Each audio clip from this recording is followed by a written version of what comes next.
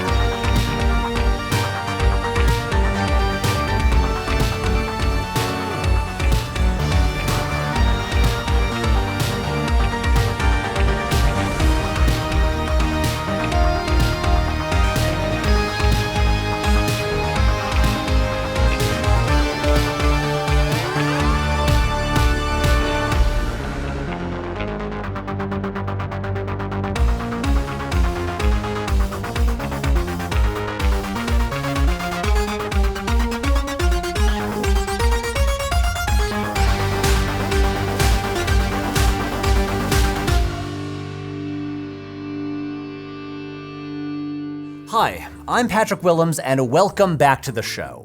As usual, I am joined by our production assistant, Emma. Ready to go, Patrick. Just let me know when you need me to ask incredulous questions about your crazy theories. And our producer, Nobbles. As a former film semiotics professor and part-time clinical psychologist, I hope I can be of some service here too. So as regular viewers know, we here at the show love applying unnecessary mathematical metrics to cinema. But today is a little different, because we've made some changes here. Nobbles, you can bring it in?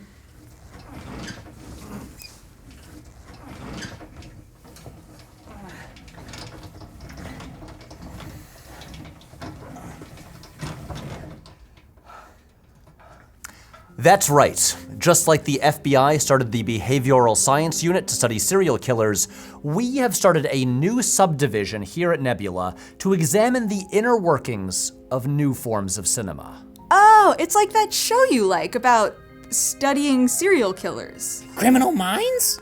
No, the other one. Oh, you mean Criminal Minds Evolution, streaming now on Paramount Plus. They're talking about Mindhunter. No, this is nothing like Mindhunter. This is just like a regular episode, except that the lighting is dimmer and I'm wearing a tie. Okay? That's all.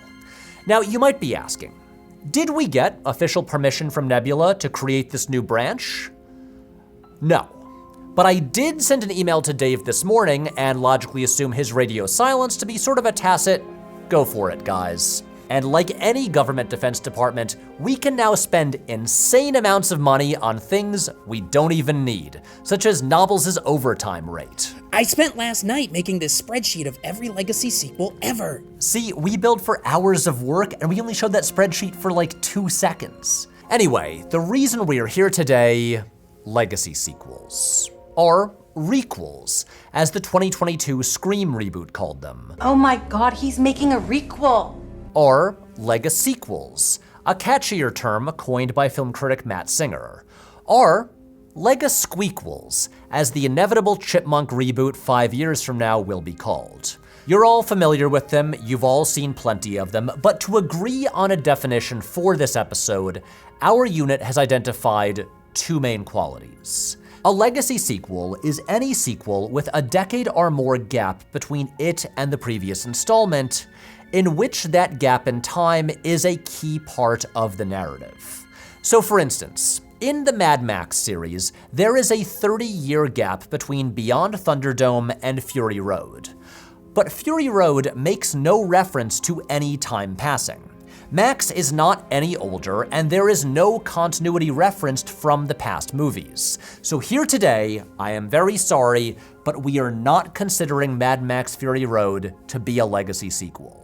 But Halloween H2O, a movie with an insane title that looks like it's about an aquatic holiday, but is actually meant to indicate that it's both made and set 20 years after the original film, featuring the long-awaited return of the original protagonist, who now has a kid who is the age that she was in the original? Oh yeah, baby, that's a legacy sequel. Also, shout out to the first feature film performance of our boy Josh Hartnett in his messy bowl cut era. Movies such as Halloween H2O used to be a rare, unique thing, like Rocky Balboa, which came 16 years after the franchise had appeared to end and brought the title character back for one last shot at redemption. But now, we seem to get a new legacy sequel like every month. Just this year alone, we have seen legacy sequels to 28 Days Later, The Naked Gun, Final Destination, I Know What You Did Last Summer, Freaky Friday, Happy Gilmore, The Karate Kid, This Is Spinal Tap, and in theaters right now, Tron, which already had an earlier legacy sequel 15 years ago. Some of these were already franchises with a whole bunch of installments, so really, what's one more Final Destination movie? But others, like Freaky Friday or Happy Gilmore, those were complete, self-contained stories.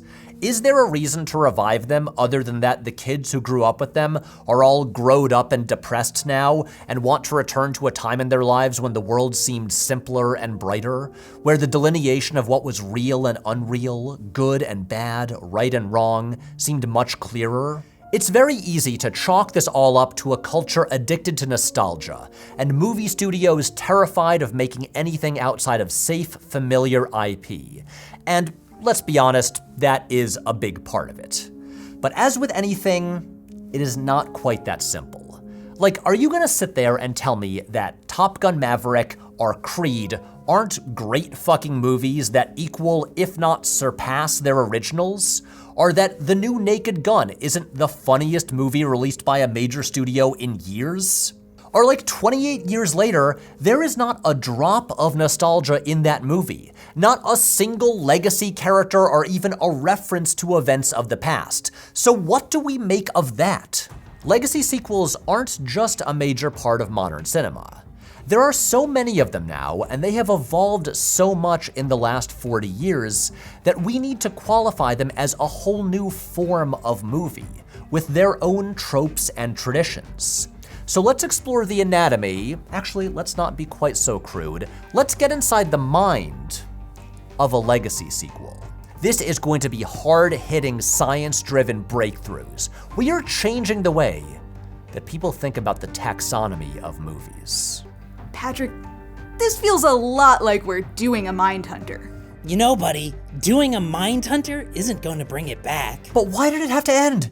After just 2 seasons? Like, come on, it was a hit, right? Patrick, you take all the time you need to grieve Mindhunter. Even if you've had 6 years to process it, I've already invoiced a therapist for you. And to take your mind off it, Here's a box of case files on the history of the Legacy sequel. Great, thanks, Emma. Okay. All right, so the first Legacy sequel on record is Andy Hardy Comes Home, the 16th film in the Andy Hardy series, starring Mickey Rooney in the titular role, released 12 years after the previous installment. Look, I gotta be honest, until this, I had never seen any of the Andy Hardy movies, and if you're under the age of 60, I'm willing to bet you haven't either. All I really know about them is that they're about Mickey Rooney as a guy in a small town who grows up over the course of the series. In Andy Hardy Comes Home, unsurprisingly, he murders everyone in the town. I'm just kidding, he comes home. Aw, Andy Hardy. I miss the days when you got a cartoon, a newsreel, and a picture in theaters. Plus, they sold deviled eggs. And as he visits his family and his hometown, he reminisces about the past. And as this is happening, like an early version of Mission Impossible: The Final Reckoning, it becomes a clip show, replaying moments from the earlier films. Like apparently Judy Garland was in some of these as Andy Hardy's love interest? Who knew?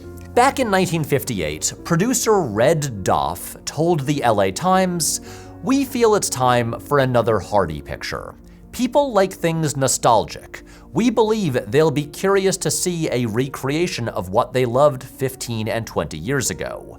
Which sounds exactly like something a studio executive would say today. In an extremely confident move, Andy Hardy Comes Home ends with a to-be-continued title card, implying more sequels to come. But the movie was a flop, and they never made another one. So we never got to see Andy Hardy Needs a Hip Replacement, or Irreconcilable Differences for Andy Hardy. Apparently, back in the 1950s, audiences didn't actually have a huge appetite for nostalgia. Probably because back then, nostalgia meant thinking about World War II or the Great Depression. But that would all change a few decades later. In the 70s, first with The Godfather and then Star Wars, sequels became legitimized. No longer the realm of cheap sci-fi movies like Planet of the Apes. No shade to those movies, but they weren't considered A-list films at the time. But now, sequels were blockbusters that won Oscars, and as we've discussed in past episodes, the 80s ushered in a major era of nostalgia in America. See Ronald Reagan's campaign ads. So finally, the time was right to make some sequels to beloved films from the past. Now, while I was looking through these files, I made a shocking discovery. Almost all of the early Legacy sequels really began with books. In a surprising show of restraint that would never happen today, the studios only greenlit sequels to classic films when the original authors wrote sequels to the original source material. So Robert Bloch, the author of the original novel that Alfred Hitchcock's Psycho was based on, wrote in his autobiography, "The film industry had already discovered Roman numerals, and book publishers were retaliating with sequels, prequels, and trilogies in 10 parts. Hitting closer to home and below the belt, he reminded me that everybody and his illegitimate half-wit brother was capitalizing on Psycho. Everybody, that is, except the guy who invented Norman Bates." And so, inspired by the popularity of slasher movie franchises like Halloween, Bloch wrote a sequel to Psycho, in which Norman Bates escapes from the mental asylum and heads to Hollywood to stop the production of a movie being made about his life. So basically, it's Jay and Silent Bob Strike Back, but with Norman Bates. When Universal Pictures saw that Bloch was writing a sequel, they realized that they could turn this into a movie and have a huge hit. And then they read the book, hated it, and just made a movie that had nothing to do with it and was way more like the original. The same year as Psycho 2, Arthur C. Clarke published 2010 Odyssey 2, a sequel to 2001: A Space Odyssey. And 2 years later, it would become the movie 2010, The Year We Make Contact. In 1984, Walter Tevis published The Color of Money, his 25-year-later sequel to The Hustler, which was immediately adapted into a movie, this time directed by Martin Scorsese. And of course, Walter Murch's Return to Oz loosely adapted 2 of L. Frank Baum's Oz sequel novels. Okay, Nobbles, bring in the vintage slide projector. And Emma, can you send another invoice to Nebula for the slide projector? Thanks. So the initial group of legacy sequels, which feel largely very different from the nostalgia-baiting, fan service-heavy, sequel-setup movies that we're used to in today's post-Force Awakens world, would establish the 7 legacy sequel plots that exist to this day. Up first, Psycho 2. Original character returns to do the same stuff. Psycho 2 was largely motivated by the then new popularity of slasher movie franchises, which used the reliable formula, horny teens plus deranged maniac equals box office gold, to pump out new installments almost every year. So there was the obvious instinct, let's revive the original slasher movie and bring it back for more sequels. In Psycho 2, Norman Bates returns to his house and his motel, and by the end of the movie is basically doing the same stuff all over again. A scathing indictment of criminal rehabilitation. This led to another sequel, Psycho 3, a few years later. These types of legacy sequels are usually less serialized, and are designed to mostly repeat the premise of the original film. 2010, the year we make contact. New protagonists have to find original characters. 2010, the sequel to Stanley Kubrick's 2001, follows a mission into space to find the spacecraft from the original film and discover what happened to it, eventually meeting Dave Bowman, the surviving crew member, played by returning star Keir Dalia. In this kind of legacy sequel, the events of the original film have become legend, and the new characters, who usually idolize the original protagonists and are sometimes their children, go on a journey to find these now legendary figures. Later examples include, there are a lot, Tron Legacy, The Muppets, Scream 2022, Creed, Blade Runner 2049, Terminator Dark Fate, Space Jam A New Legacy, and The Matrix Resurrections. Up next, Return to Oz. Original protagonist must return to setting, which has changed. Return to Oz is the sequel to one of the most beloved movies of all time. A movie full of iconic images and music and characters, and this sequel discards almost all of it. There is almost no feeling of nostalgia to be found here. Instead, when Dorothy, who is more or less the same despite being played by a new actor, returns to Oz, the place is almost unrecognizable. The yellow brick road has been destroyed, the Emerald City is in ruins, and all of Dorothy's old friends have been turned to stone. Almost all the classic iconography has been discarded. She even leaves Toto behind. And it's now full of strange, frightening new characters. Come here, chicken! Fuck those guys. Not all films in this category would be as challenging as this one, but there is often an unsettling vibe, where the return to the once-loved place is not as comforting as expected. The Color of Money. Original protagonist becomes mentor to new generation. The Color of Money established maybe the most common legacy sequel trope. The now much older original protagonist becomes a mentor figure to a new, younger protege who will carry the franchise onward. Man, I miss the Cruise unibrow era. Now, if you've seen The Color of Money, you know that at the end, Paul Newman and Tom Cruise are not on the best of terms, and the film really does not set up Cruise to carry the series forward with future sequels, but this was a different time, when the longevity of a franchise was not a top consideration. Even if we never got more Fast Eddie sequels, this idea of aging into the mentor role would become a key part of the modern Legacy-sequel formula, as we would see in Creed, Star Wars, and Top Gun Maverick. Which brings us to Hook. Original protagonist returns to setting. They have changed. Now, Steven Spielberg's Hook is not a direct legacy sequel to a specific movie, but it is very much a legacy sequel to just the whole story of Peter Pan, even paying direct homage to a specific shot from the animated Disney movie. As I said in another recent video, Hook is an extremely strange, fascinating movie that kind of drives me insane. Next season, we're gonna do an entire video about it. Nobbles, don't spoil next season. But yeah, I mean, you know, he's not wrong. We are probably going to do a video that will make thousands of my fellow millennials very angry at me for daring to criticize a sacred film like Hook. But for the purpose of this conversation, Hook establishes one of the core plots of legacy sequels. The protagonist returns to the original setting, which is pretty much as we remember it, but now they have become a very different person, and their relationship with this place has changed, and they have to learn to become who they once were. The two Jakes. Original protagonist haunted by trauma of original movie. One of the most forgotten legacy sequels is 1990's The Two Jakes, the sequel to Chinatown. Again, written by Robert Towne, and this time directed by Jack Nicholson himself. The original intent was to make this a trilogy, with a new installment every decade or so, revisiting Jake Gittes at different points in his life and in the history of Los Angeles.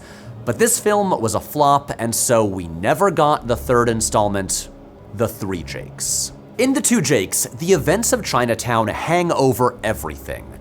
Gittes is still haunted by what happened to Evelyn Mulwray. He again encounters her sister, Catherine. He revisits the land where the Mulwrays lived, which has now been turned into a housing development. All of the returning characters are eternally scarred by the past, and they are never going to get over it. Later examples of this include, usually horror movies, such as Halloween 2018 and Dr. Sleep. Which finally brings us to the last core plot of legacy sequels, The Godfather Part 3. The Coda movie. And it's not about being a child of deaf adults. Yes, The Godfather Part 3, which, despite being an Oscar-nominated commercial success, has always been something of a punching bag, a classic example of a disappointing sequel. But Francis Ford Coppola's 2020 director's cut with a new title has altered its perception. It's no longer called Part 3. It's instead called The Godfather Coda: The Death of Michael Corleone, which had always been his intended title. It announces from the outset that it is not meant to revive and continue the series, but rather serve as a storytelling version of a musical coda, an outro, a passage meant to bring the story to an end. This totally goes against the modern idea of legacy sequels as commercial plays, to reboot the series to generate a new set of installments.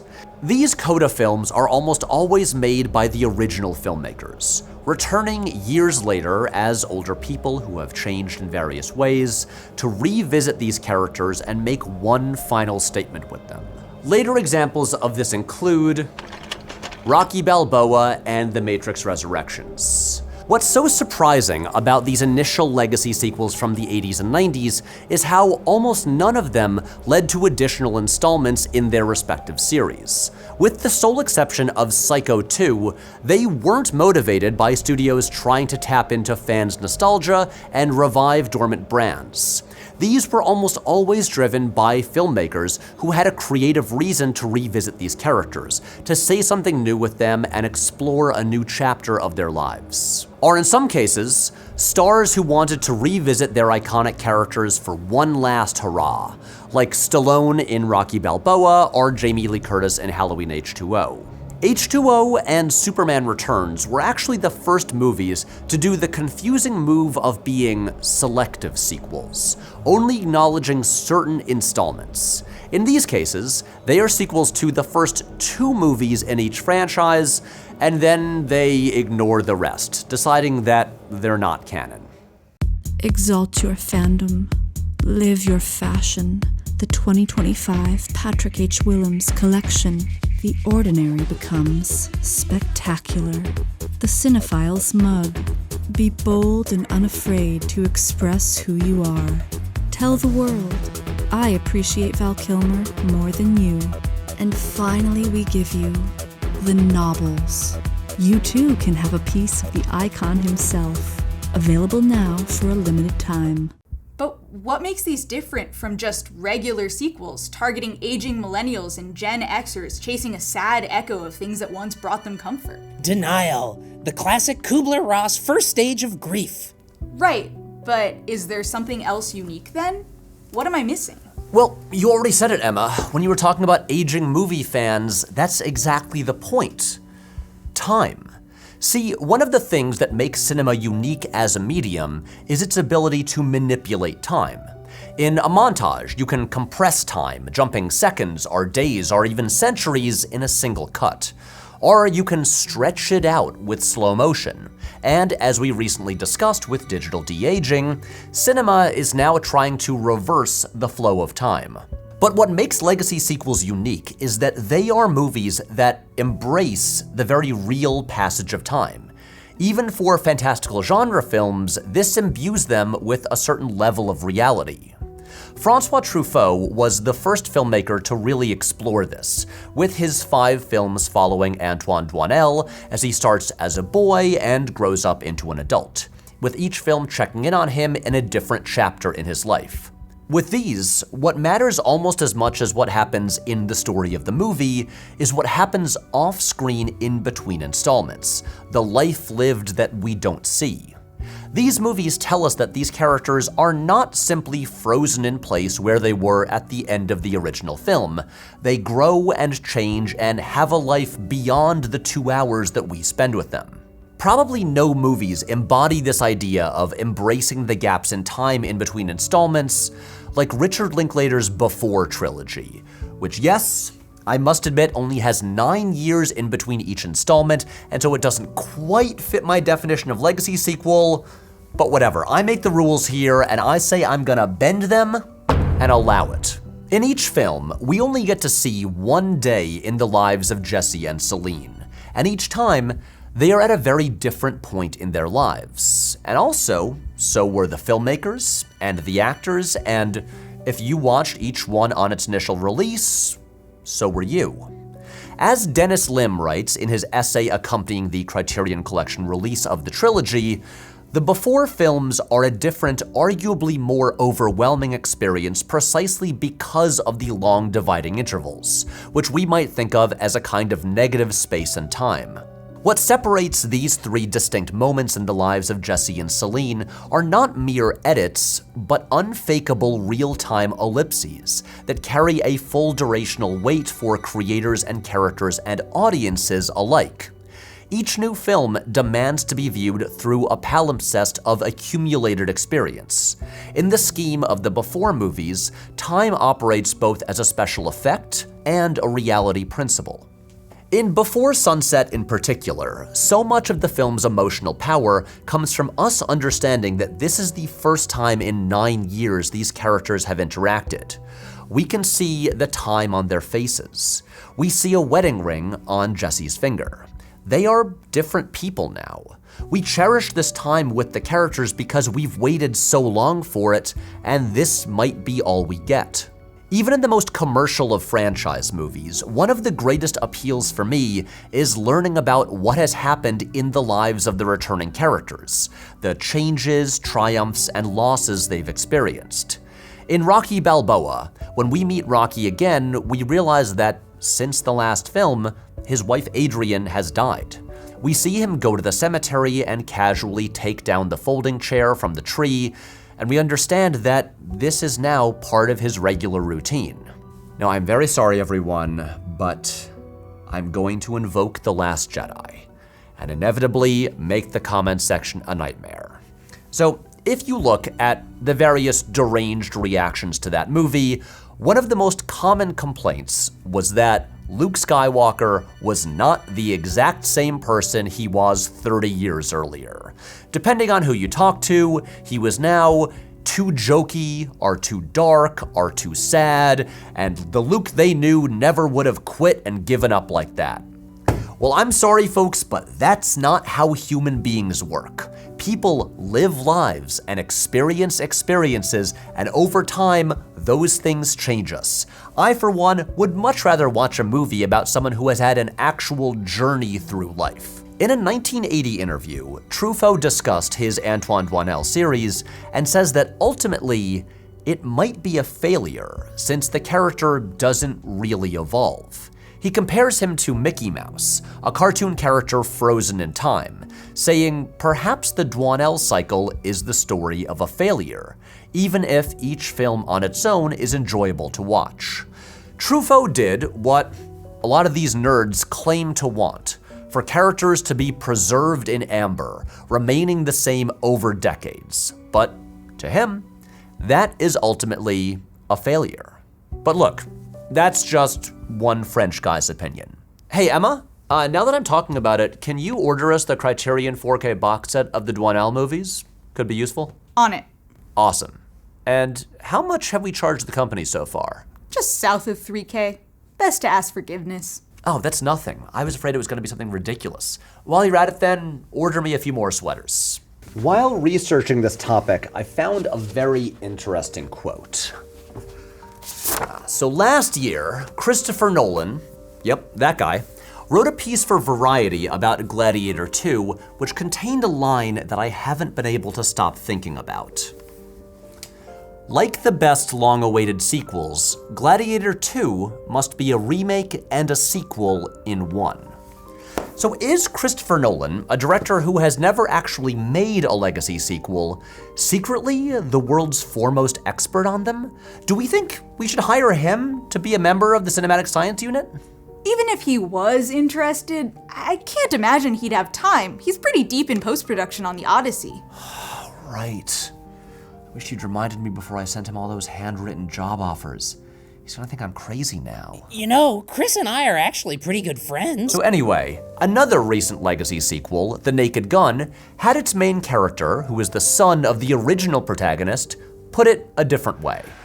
I want to be just like you, but at the same time, be completely different and original. Nolan's idea of a simultaneous remake and sequel is true of almost all legacy sequels in the last 15 years.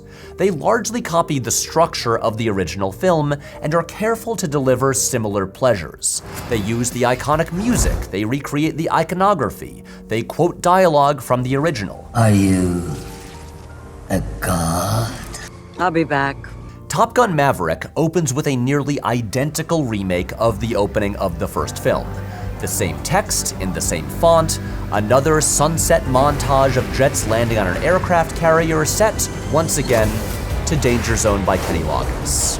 The Matrix Resurrections begins with a reenactment of the first movie's opening scene. Blade Runner 2049 is structurally very similar to the original, with another future cop investigating a case, visiting the company that makes the replicants, and culminating in a wet final showdown. And of course, Star Wars Episode 7: The Force Awakens is almost a beat-for-beat remake of A New Hope, with a droid finding the protagonist on a desert planet, a cantina, the death of a mentor via lightsaber, a massive spherical superweapon with the big laser, and there's a space battle around it. Like, it even blows up a planet at the exact same point in each story. The idea of the modern legacy sequel is to provide an entry point for new viewers, to hook them like the original did for audiences decades earlier, but also satisfy returning viewers by moving the story forward.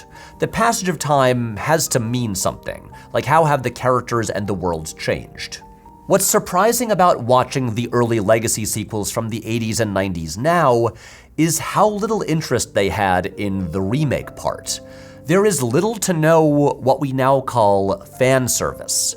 Like, Psycho 2 doesn't even use the iconic Bernard Herrmann music, which seems kind of insane.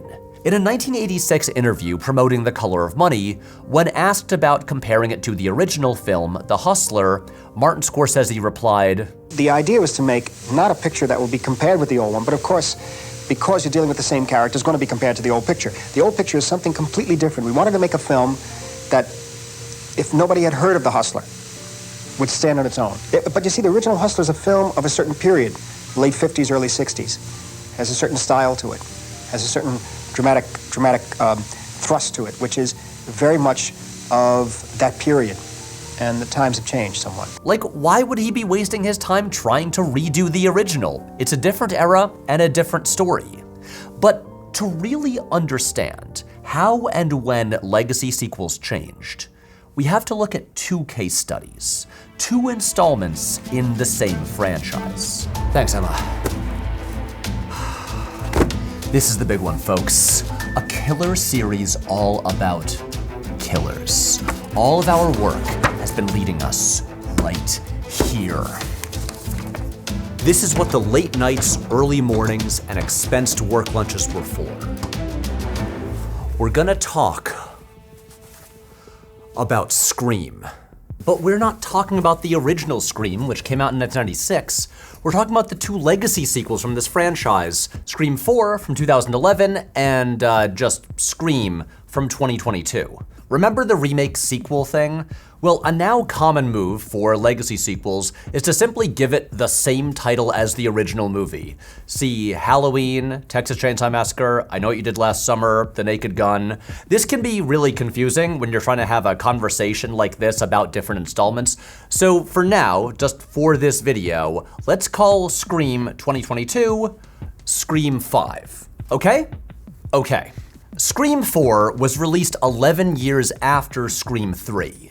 In this one, Sidney Prescott, the hero of the franchise, is an adult in her 30s. She returns to her hometown of Woodsboro, where she encounters a new generation of teens, one of whom is her cousin. And at the same time, a new killer who is obsessed with the events of the past starts killing people. This is, on paper, absolutely a legacy sequel. And yet, like a serial killer who commits their crimes in a fugue state, it doesn't realize it. The unique hook of the Scream franchise from the very beginning has been the way it comments on, satirizes, and subverts the tropes of horror movies. So this is the perfect vehicle to comment on the emerging trend of franchises rebooting after long absences. But the problem is, it arrived a few years too early. Legacy sequels were emerging all around it, but director Wes Craven and writer Kevin Williamson didn't notice. They just wanted to make another Scream movie, this time with some kinda half-hearted references to horror movie remakes and found footage movies that had become a big deal in the past decade. Look, I think Scream 4 is pretty solid. It's definitely improvement over 3. And what I'm about to describe aren't even problems, they're just choices that would be very different if it was made a few years later. This would be Wes Craven's final film before his death. He was a pretty old guy, and he obviously was not thinking ahead to the future of the franchise. The main new character here is Jill, Sidney's cousin, played by Emma Roberts, and seems like the obvious person to set up to take over the franchise going forward. But she's presented as totally secondary to Sidney right from the start, and even among the new characters, it is Hayden Panettiere's Kirby who totally steals the show. The opening sequence that has a movie within a movie within the movie is satirizing the idea of endless horror sequels declining in quality, which wasn't even a current trend at the time. It's a reference 20 years out of date. Maybe most surprisingly, it's the only film in the entire franchise to not feature the song Red Right Hand by Nick Cave and the Bad Seeds, which had essentially become the Scream theme song. Scream 4 does actually have a great idea that subverts the formula of the legacy sequel. Spoiler alert. The aforementioned Jill, the one who could ostensibly take over the franchise, turns out to be the killer, curdled by the legacy cast down to her, so she's like a proto-Kylo Ren. But this is an idea that would have hit even harder if the film had more overtly been a legacy sequel and feigned at setting her up as Sidney's successor. But Scream 4 underperformed, and so the franchise went dormant again. Wes Craven sadly passed away in 2015, then the rights to the franchise were bought by a new studio, and so then, in 2022, Scream 5 was released. In the decade between movies, the form of the legacy sequel was fully codified, so Scream 5 could explicitly be all about this new kind of movie, explaining the thing while also literally doing the thing at the same time. In the original Scream, there's a famous scene we all remember in which Randy Meeks, played by Jamie Kennedy, explains the tropes of slasher movies. And Scream 5 has an equivalent scene, with Randy's niece, Mindy, breaking down how legacy sequels work. And here she reveals the true change that happened between Screams 4 and 5, the element that created the modern legacy sequel, fandom. Scream 5 is the first installment in the series not directed by Wes Craven or written by Kevin Williamson. Instead, it was made by younger filmmakers who grew up on the original movies. And that goes for almost all modern legacy sequels, whether it's J.J. Abrams making The Force Awakens, or Ryan Coogler making Creed, or, one sec, checking my notes here, Kyle Newacek making Happy Gilmore 2. And while fans are making these new movies, they are very conscious of the fact that they are also making it for fans like them. And now it's time to finally get to the title of the episode, where we finally reveal the true anatomy of a legacy sequel, the 6 components that define this new form of cinema. Flip the board, Patrick. What? I drew out another diagram for you. Some more overtime work, but I'm assuming it's covered. Okay.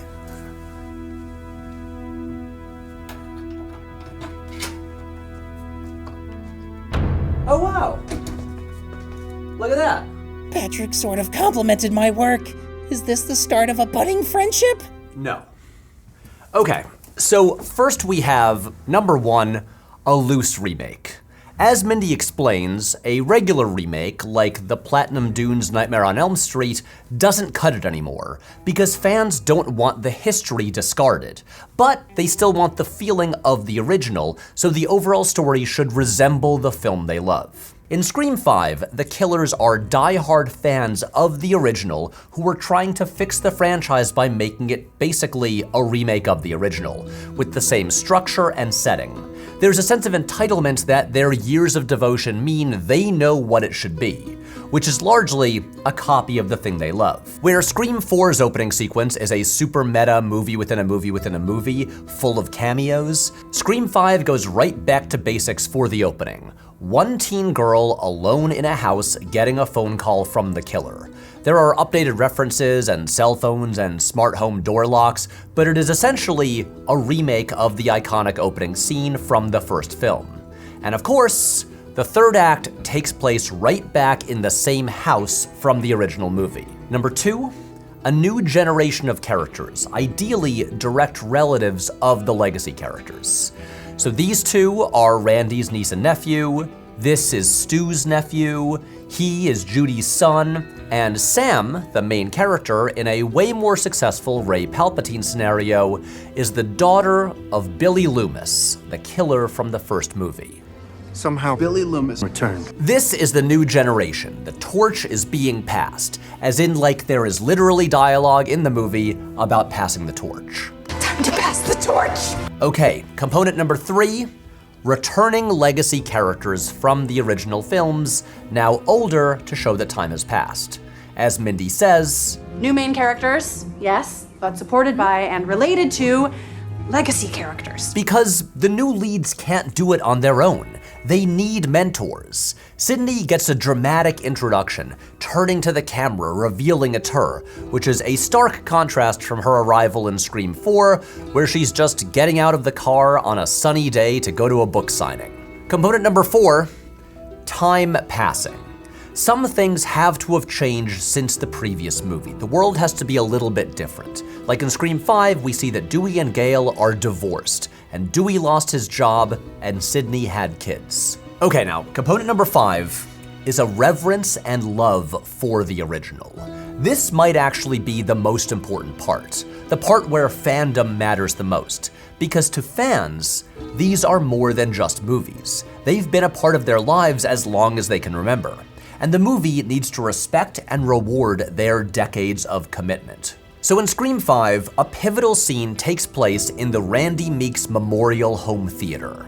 As if aware that the song was missing from the previous movie, the killer actually plays Red Right Hand on a car stereo during one murder scene. Even when the killer is murdering Dewey, one of the 3 surviving characters from the original movie, they're still respectful, telling him it's an honor. So in these movies, you get this fetishization of iconography that can only come when lifelong fans get to play in the sandbox. You can see it in shots quoting images from the original, the reveal of locations or props. Like, it's the same thing you see in The Force Awakens or the worst culprit, Ghostbusters Afterlife, in which any object that showed up in the first movie is now treated like a holy relic that belongs in a museum. Which finally brings us to the 6th and final component, meta-commentary. So every movie, whether good or bad, is about something or it's saying something. Except Ghostbusters. But legacy sequels come more loaded with meta subtext than your average Hollywood blockbuster.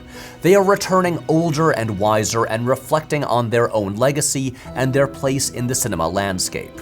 Scream has always made its meta subtext into actual literal text, so it's impossible to miss. But The Force Awakens is more overt about wiping away the memory of the prequels and recreating the originals, which it likes better. The first line of the movie is literally, "This will begin to make things right." Top Gun Maverick is a meta commentary on the importance of movie stars in Hollywood. T2 Trainspotting is a commentary on our desire for nostalgia.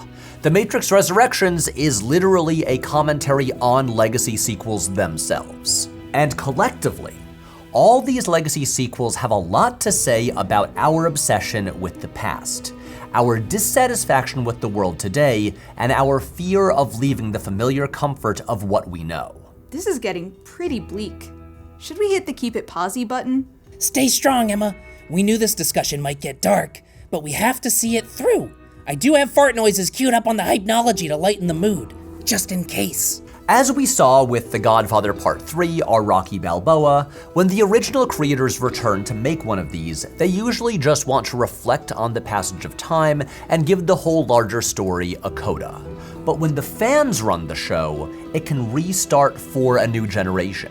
So, are these just, as Sam puts it in Scream 5, fan-fucking-fiction? The original legacy sequels from the 80s to the 2000s either had literary source material to adapt, or they were made by the original creators. But now, the people taking over these franchises are the fans, making the movies that they want to see.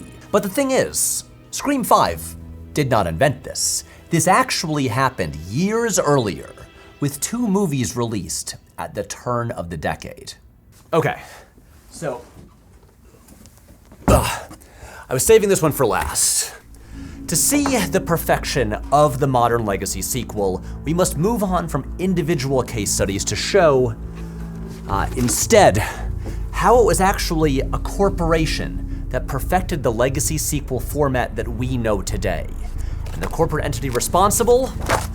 None other than the Walt Disney Company.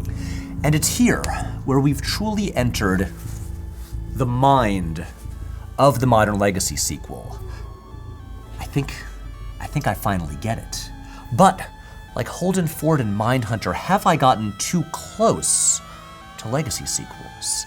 Like someone studying serial killers for too long, have I become indistinguishable from the very thing I profess to understand?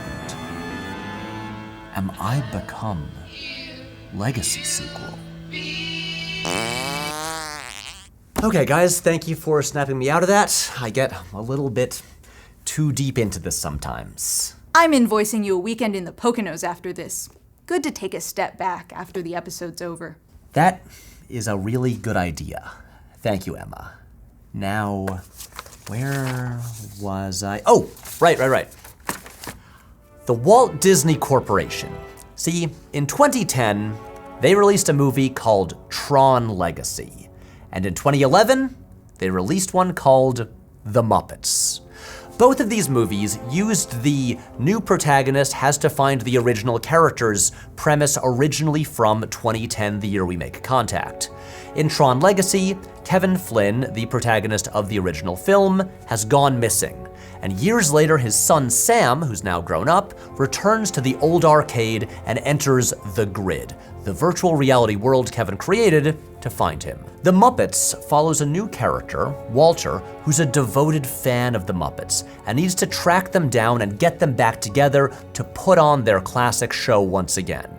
Neither of these films was made by the original creators. This was a new generation of filmmakers who grew up as lifelong fans of Tron and the Muppets. From the opening scenes of each movie, there is an immediate reverence for the original films. Tron opens with a flashback in Sam's childhood bedroom where we see Tron merchandise all over. Toys, models, even the original movie poster. His dad may have created it, but he's still a fan.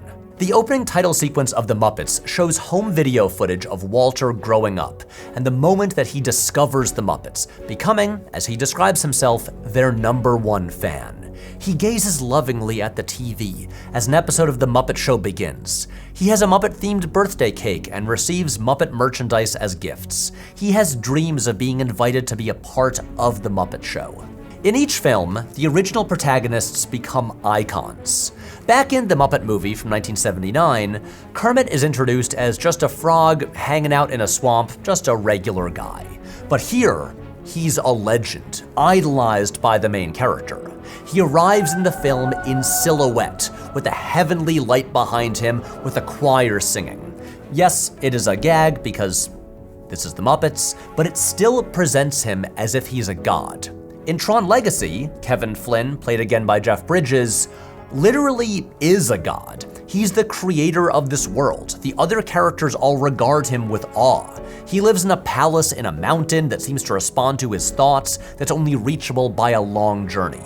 These movies are where the final pieces of the anatomy clicked into place, where the fans took over and the formula was perfected. And using that formula, these movies would go on to make so much money. Like truly just massive, outrageously fat stacks of cheddar.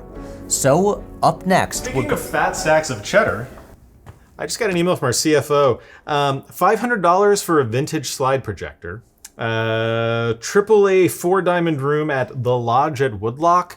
And let's see, $2,500 on Le Mer facial moisturizer. Sorry, that was me. You know I always need to be camera ready. Oh, that one's okay then. But I'm still gonna have to shut down whatever this... Wait, are you guys doing a Mindhunter? Yeah, obviously. Good show. Canceled too soon.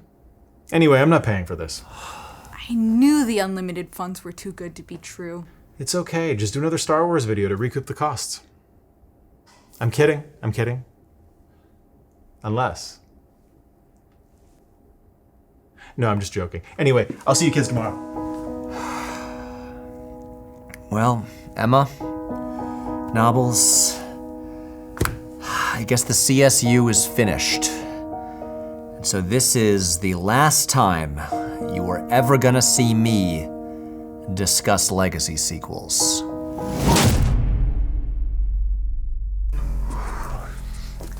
Well that was fun, huh? And as you may have noticed, it's a two-parter. Part 2 will be out on YouTube in a few weeks, but why wait? Because part 2 is finished, and you could watch it right now over on Nebula. See, all of our videos come out 3 to 4 weeks early on Nebula, the creator-owned streaming platform that I've been working with since the very beginning. And speaking of working with Nebula on things, on November 26th, my new short film, The Dinner Plan, which we've been working on for years, we shot exactly a year ago, premieres exclusively on Nebula. It is a 30-minute long comedy thriller starring Griffin Newman, John Hodgman, Miriam Shore, Zach Cherry, Eudora Peterson, Jeffrey Cantor, and Cindy Chung. We are really excited about it. We're really excited for you all to see it. And hey, it's coming out just in time for Thanksgiving. So you can get your whole family together after the big dinner. You can all sit down around the TV and watch it. And I think you'll have a good time. If you use my link right here, or scan this QR code right here, then you can get an entire year of Nebula for less than $4 per month. And if you do that, again, you can watch the next episode right now, you can watch our new movie, you're supporting independent filmmaking, and also, if you use this link, you are supporting this channel directly so we can keep making bigger and better things. So again, the link, the QR code, I'll get out of here now. I would just say join Nebula today. It would mean a lot to me personally, and I think you will be happy with that decision. That's all. Good night. So the reason I keep misdelivering the line Mindhunter, like the show by David Fincher, as Mindhunters, is because there's an infinitely more important movie, one of the many Val Kilmer, Christian Slater collaborations. They famously worked together on Hard Cash. And probably other movies that are, True Romance. Another movie which is a real movie. Yes. But they also did this movie called Mindhunters, which is about FBI profilers, which I think is probably what the other one's about as well. Yeah? Yeah, but in this one, Val Kilmer's teaching a group of fledgling young Mindhunters, and for their graduation, I think, they have to go and solve a fake serial killer mystery on a remote island that has a fake town in it that was set up by the FBI so people can practice whatever. And then they're like, shit, there's a real serial killer here. And then Val Kilmer's character gets he gets killed eventually. Christian Slater's character gets killed, and I shit you not, they must have spent a lot of their budget on this. He gets they burst up some liquid nitrogen, it freezes him, and then he gets smashed, and just pieces of frozen meat just go everywhere. And then Val Kilmer's character gets killed. Characters? Yeah, he was, sort of. But they both die. Well, so no, I think they didn't have enough money for those to be the main characters. So it's lower budget actors, and then they have these cameo people who have to die in exciting ways. When did it come out? 2004. Oh, I think that Val Kilmer perhaps, I don't know, they didn't have the budget to really make this sell, but when he dies, he gets killed by the fake serial killer called the Puppeteer, so they string him up like a puppet. But it's clearly not Val Kilmer. It's not even a dummy that looks a little bit like Val Kilmer. So they clearly were like, oh man, we have to ADR this. So they get in there and they go, oh my God. And you're like, oh my, who is this guy strung up? And then they say his name and they're like, I can't believe that they killed our instructor, the Puppeteer, because it's clearly not him who died. The last thing I'll say, I think this is the most important. LL Cool J is in this movie. He plays a guy named Gabe. He's the cool outside Mindhunter who's there to audit. And he's like, shit, I got here and literally everyone's getting killed by a fake serial killer who's a real serial killer. But the serial killer is targeting the Mindhunters based on their personal weaknesses. So the main character is a woman named Sarah, I think. She's blonde. She is traumatized because I think her sister died by drowning or something, or she almost drowned or something. So the killer tries to kill her by drowning. This one character is addicted to cigarettes. So they lace her cigarette with poison. So she smokes it and dies. And various other things like that. I don't know if Christian Slater was scared of liquid nitrogen or something. Not sure. But anyway, they finally kill this guy and LL Cool J shoots him and he dies. And he goes, I guess we found his secret weakness. Bullets. And it's the best line in any movie ever. And if this had been in a real movie, it would have been hilarious. Unfortunately, the only people who know about this line have had to sit through Mindhunters, which means that they are not watching a real movie. I should have a YouTube channel where I just describe Val Kilmer movies poorly.